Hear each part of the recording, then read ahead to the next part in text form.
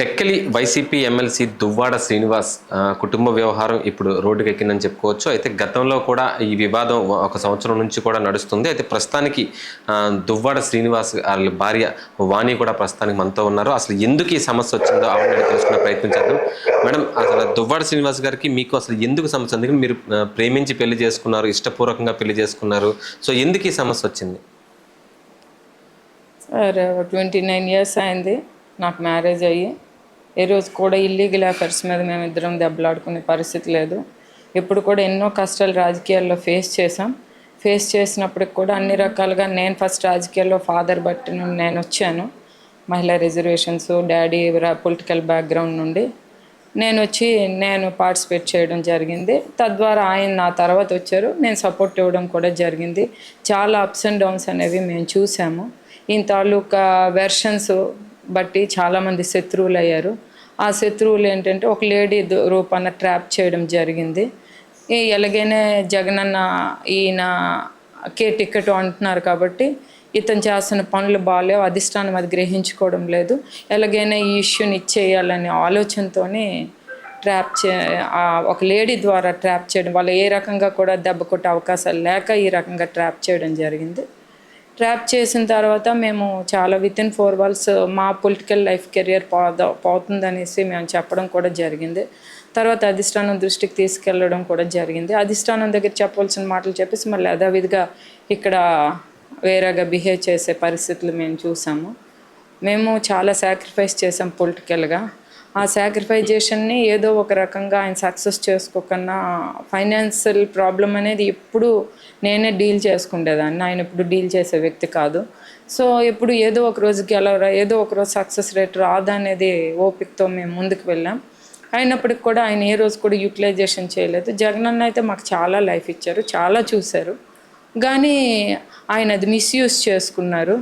ఎప్పుడు అంటారు, నిన్నో మొన్న టీవీలో నాకు చాలా ఇల్లీగల్ అఫైర్స్ ఉన్నాయి, చాలా లేడీస్తో కనెక్షన్స్ ఉన్నాయి, ఆవిడకి తెలుసు అంటే, నాకు తెలిసి నేను చిన్న ఏజ్లో ఇట్లాంటివి ఉండుంటే నేను యాక్సెప్ట్ ఎవరూ చేయరు. ఎప్పుడు యాక్సెప్టెన్సీ వస్తుంది? ఆ లేడీ తప్పుతో పట్టినా లేకపోతే అర్జెంటు ఒకరికొకరు అతని దారి అతనిది, ఇతని దారి ఇతనిదాన్ని ఆలోచించేటప్పుడు అవి రావు. మా దగ్గర ఎట్టి పరిస్థితుల్లో నేను ఇప్పుడు అలాంటి అలిగేషన్స్ ఈరోజు వరకు నేను వినలేదు. ఫస్ట్ టైం నేను రీసెంట్గా ఈ ఎలక్షన్స్లోనే ఇవి నేను ఫేస్ చేయడం జరిగింది. నేను ఆశ్చర్యపోయాను, రాజకీయాలు ఎంత నీచంగా కూడా ఉంటాయి, ఈ రకంగా కూడా ఉంటాయి అనేది భయపడే పరిస్థితులు వచ్చాయి. ఎందుకంటే నా కూతురు పెద్ద అమ్మాయి మ్యారేజ్ అయింది, అప్పుడే 1 year అయింది మ్యారేజ్ అయ్యి. నెక్స్ట్ ఇంకొక పాప మ్యారేజ్కి ఉంది.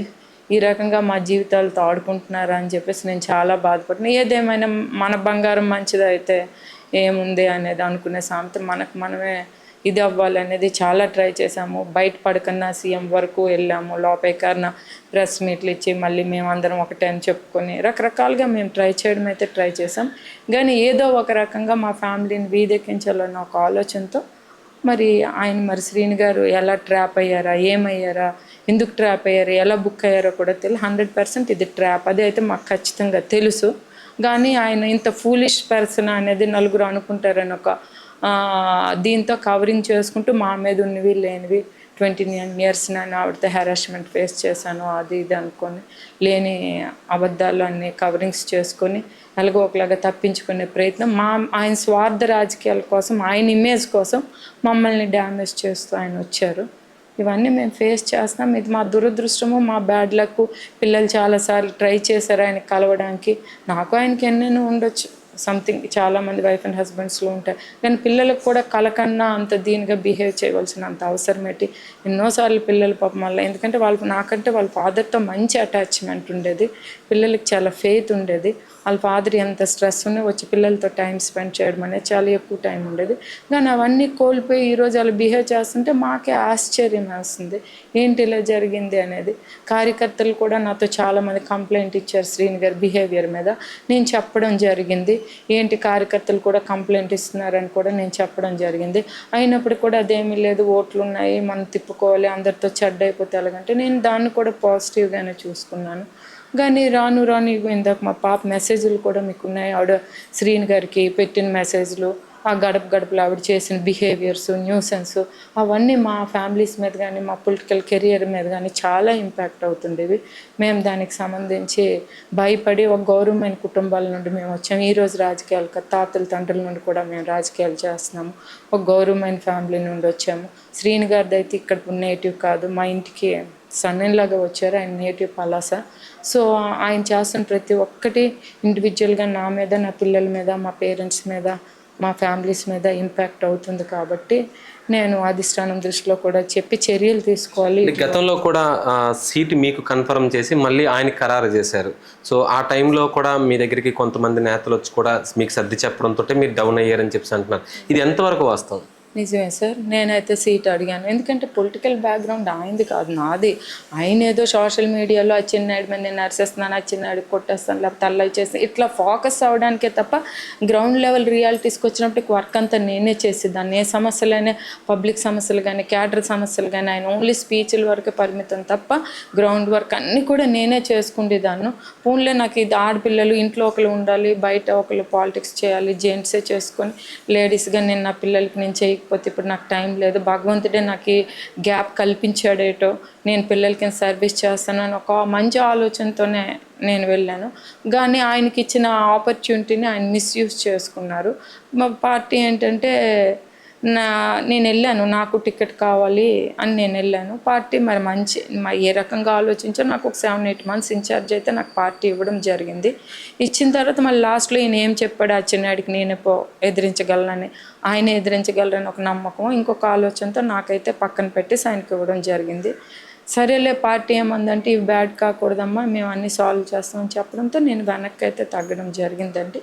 అయినప్పటికీ రోజు రోజుకి ఆవిడ మా కొత్త ఇల్లు ఉంది ఇక్కడ, ఆ కొత్త ఇంట్లో నుండి ఇప్పుడు కూడా ఆవిడేవో సంథింగ్ ప్రెస్ మీట్స్ ఇస్తుంది. మీరు ఆ ప్రెస్ మీట్స్ చూడండి. నాకు I don't want to talk about that ladies. ఎందుకంటే ఏదైనా ఫేర్గా ఉంటే ఎవరు ఏ వ్యక్తి అవని, ఎవరో నా బ్రదర్స్ అవని, నా సిస్టర్స్ అవని, లేకపోతే ఎవరు అవుట్ సైడ్ పర్సన్, నేను ఫేర్గా ఉంటే మాట్లాడతాను. కానీ ఫేర్నెస్ లేకపోతే ఆ వ్యక్తుల కోసం కూడా నాకు మాట్లాడే అలవాటు కూడా లేదు. సో నేను మా కొత్త ఇల్లు, మా ఇల్లు, మా అసెట్స్ కోసం ఎవరో బయట వాళ్ళు మాట్లాడుతున్నారు. అసెట్స్ వాళ్ళ పేరుని రాసి ఇచ్చేసాము అది ఇదని ఎవరు వాళ్ళకి మా అసెట్స్ ఇష్యూల కోసం వాళ్ళకి సంబంధాలు ఏంటి, మా కష్టాలు, మా సుఖాలు, మా ఫైనాన్షియల్ మ్యాటర్స్ కోసము ఒకరు మాట్లాడవలసిన అవసరం ఏంటి? ఏదైనా ఉంటే మా ఫ్యామిలీలో మేము డిస్కషన్స్ చేస్తాం. మా వ్యక్తిగతలు, మా ఫైనాన్షియల్ మ్యాటర్స్ కోసం ఎవరికి మాట్లాడే రైట్ లేదు. సో ఇట్లాంటివి కావాల్సే లేనిపోయిన అబద్ధాలు సోషల్ మీడియాలో హైలైట్స్ అవ్వడానికి రకరకాలుగా వచ్చి ప్రెస్ మీట్లో అన్ని క్లారిటీగా ఉండి కూడా. ఒకటి చెప్పండి, అంటే ఎటువంటి సంబంధం ఉందని చెప్పేసి ఇప్పటికే మీకు ఆవిడకి గొడవలు రావడం, దరిదాపులు కూడా మీకు రావద్దని చెప్పేసి శ్రీని గారు చెప్పారని చెప్తున్నారు. మరో పక్కన తుపాకీ లైసెన్స్ కూడా నాకు ఉంది, ఎవరు వచ్చినా షూట్ చేస్తానని చెప్పేసి అని చెప్పడంతో పాటు కొంత హల్చల్ కూడా అవుతుంది. ఇది ఎంతవరకు వాస్తవం అనుకోవచ్చు? మాకు ఏమీ తెలీదు. మాకు రావద్దు, నేను ఉండడం ఇంట్లోనే ఉన్నాను. ఆయనే బయటకు వెళ్ళిపోయాడు. ఏమంటే నేను బయటపడేసానని చెప్తాడు. ఆయన బయటపడేయడం ఏం లేదు. మేమేంటంటే ఆయన ఎవరితో ఇల్లీగల్ అఫైర్ పెట్టుకొని స్విచ్ ఆఫ్ చేస్తాడని నేను తాళం వేసేసి మా పాపల ఇంటికి వెళ్ళిపోతే దాన్ని క్యాష్ చేసుకొని వాళ్ళ అమ్మల ఇంట్లో కొంతవరకు ఉండి, నా ఆస్తే పలాసలో మా సిస్టర్ వాళ్ళు డబ్బులు ఇస్తే కొన్ని ల్యాండ్ని తనఖా పెట్టి ఇక్కడ సైట్ కొని ఏవో పోర్ట్లో డబ్బులు వచ్చాయని చెప్పి ఇల్లు కట్టాడు. ఆ రకంగా ఏంటంటే బ్లాక్మెయిల్ చేసుకొని ఆయన మమ్మల్ని డ్యామేజ్ చేసుకొని ఆయన ట్రాప్ అయిపోయిందాన్ని కవరింగ్ ఇచ్చుకొని బ్రతుకుతున్నాడు. అంతే, ఇంకేం లేదు దీంట్లో. సీక్రెట్ ఏముంది? జగమెరిగిన సత్యం అందరికీ తెలుసు. ఫ్యాక్ట్స్ తిరుగుతున్నాడు, చేస్తున్నాడు రకరకాలుగా. ఆయన మళ్ళీ రేపు ప్రెస్ మీట్లు ఇచ్చి సేవేవో ఖండనలు ఇస్తారు. దానికి ఎవరు సమాధానం చెప్తారు? ఎవరు ఆత్మసాక్షిగా వాళ్ళకు ఉండాలి. మంచి ఏంటి చెడు ఏంటి అనేది వాళ్ళకు ఉండాలి. అప్పట్లో గతంలో మీరు పార్టీ పరంగా ఎంతో కష్టపడ్డారు, పార్టీకి చేద్దాం అనుకున్నారు. ఈసారి ఇలాంటి విషయాలు జరిగినప్పుడు అధిష్టానం నుంచి మళ్ళీ మీకు ఇప్పుడు ఈ సమయంలో ఏమైనా కబురు వచ్చిందా? లేకపోతే ఇదే ద్వారంలో ఉండి పార్టీ మారే అవకాశాలు ఉండి ఏదైనా చేయవలసిన సిద్ధంగా ఉన్నారు? అంటే ఇంత మీకు అప్పుడు గతంలో కూడా సపోర్ట్ చేస్తామన్నారు, మీకు ఎందుకు ఇబ్బంది లేకుండా చూస్తామని కూడా గతంలో చెప్పారు. సో ఇప్పుడు ఈ సమయంలో మళ్ళీ మీకు ఎవరైనా అందుబాటులోకి వస్తున్నారా? సార్ నేనేం పాలిటిక్స్ చేయాలని ఎప్పుడు ఇండివిజువల్గా పాలిటిక్స్ చేసే లేడీని కాదు. చాలామంది లేడీస్ చేసిన వాళ్ళు ఇండివిజువల్గా బ్యాక్గ్రౌండ్ లేకపోయినా చేసిన వాళ్ళు ఉన్నారు. అట్లా నేను రాలేదు. మా ఫాదర్ బేస్తో వచ్చాను. తర్వాత శ్రీని గారు నేను కలిపి చేసుకునే కార్యక్రమాలు చేశాం. అట్లా నేను ఇండివిజువల్గా రోడ్డు ఎక్కడం అని అంటే జస్ట్ లాస్ట్ 7-8 months నేను చేసాను. దట్టు మా ఫాదర్ సపోర్ట్, మా పిల్లల సపోర్ట్తో నేను ముందుకు వచ్చాను. ఇప్పుడు ఐఎమ్ సిట్టింగ్ జెడ్పీటీసీ ఆల్సో. కానీ సమయము, సందర్భము, ఆలోచన అన్నీ ఆలోచించి ముందుకెళ్తాను తప్ప, ఇప్పుడు నాకు ఈ టైంలోనే ఇంకొక పాప మ్యారేజ్‌కుంది. నేనేదో వేరే పార్టీలు మారిపోయి, వేరే రకంగా ఆలోచించుకొని ముందుకెళ్ళి రాజకీయాలు చేయవలసిన టైం అయితే నాకు ఇది కాదు. ఇంకొక పాప మ్యారేజ్ ఒకటుంది. ఎలక్షన్స్ అనేవి 2029లో ఉంటాయి. ఈ లోపున నాకు నా పర్సనల్ ఇష్యూస్ ఇప్పుడు అపోజిషన్‌లో ఉన్నాము. ఇప్పుడైతే మనకేం అవకాశాలు లేవు. మళ్ళీ 2026 వరకు ఐఎమ్ సిట్టింగ్ జెడ్పీటీసీ. నేనెప్పుడూ రాజకీయాల్లో ఉన్ని, లేకపోని పదవిలో ఉన్ని, లేకపోని ఇంట్లో ఉన్ని. శ్రీను గారు రాజకీయాలు చూసేవారు కదా, నిత్యం పోలీస్ స్టేషన్లతో పాటు అన్ని సత్సంబంధాలు రాజకీయాలుగా నేను ఎప్పుడూ కంటిన్యూ చేస్తాను. నేనే కాదు, మా ఫాదరే కాదు, కంటిన్యూస్గా పబ్లిక్లో మా లైఫ్ ఉంటుంది. సో అప్పుడు చూద్దాం. నాకు ఇప్పుడు ఏం లేదు.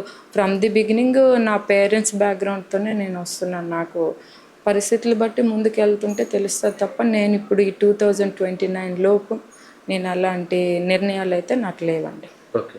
చూస్తే కనుక ప్రస్తుతానికైతే మాత్రం ఇదంతా ఒక ట్రాప్ కింద జరిగిందని చెప్పి అంటున్నారు. అయితే గతం నుంచి కూడా పార్టీ కోసం నేను ముందు నుంచి కూడా గ్రౌండ్ లెవెల్ వర్క్ చేసుకుంటూ వచ్చాను. అయితే దువ్వాడ శ్రీనివాస్ గారికి అచ్చెన్నాయుడిని టార్గెట్ చేసుకుంటూ ఫోకస్ చేయాలనే ఉద్దేశం మీద ముందుకు వెళ్ళారు, కానీ ఎటువంటి ఇది కూడా లేకుండా ఉందని చెప్పేసి అయితే మాత్రం చెప్తున్నారు. అయితే కొంతకాలంగా ఈ వివాదం అనేది ఉన్నప్పటికీ కూడా అధిష్టానం చెప్పిన మాటకి నిర్ణయం తీసుకొని కొంత డౌన్ అవ్వడం జరిగింది. అయితే ఈసారి మళ్ళీ ఎలాంటి నిర్ణయం తీసుకుంటారనేది వెయిట్ చూడాలని చెప్పేసి దువ్వాడ శ్రీనివాస్ భార్య వాణి గారు చెప్పే పరిస్థితి కనిపిస్తుంది. ఇది ఇక్కడ పరిస్థితి. కెమెరామెన్ రాజేష్తో ఆనంద్, ఏబీపీ దేశం.